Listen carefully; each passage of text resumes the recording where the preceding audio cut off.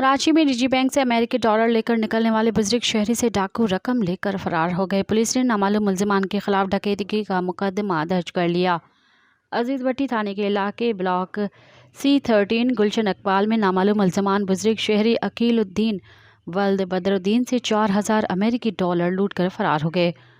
Police ने शहरी की मदईयत में डकैती के दफ़ा 397/34 के तहत मुकदमा इल्ज़ाम नंबर 944/2023 दर्ज करके तफ्तीश का आगाज़ कर दिया। बुजुर्ग शहरी अकीलुद्दीन ने पुलिस को अपने बयान में बताया कि वह ब्लॉक A13 गुलशन इकबाल की रिहायशी और मुलाजमत से रिटायर्ड है। उनका बेटा अदनान अकील सऊदी अरब में मुकीम है, जिसने निजी बैंक में 4000 अमेरिकी डॉलर भेजे थे, जो पाकिस्तानी तकरीबन 11 लाख रुपए बनते हैं। मज़ीद ख़बरन ऐं तफ़सीलात लाइ विज़िट कयो असांजी वेबसाइट www.awamiNewsHD.com ऐं ॾिसंदा रहो अवामी न्यूज़ HD।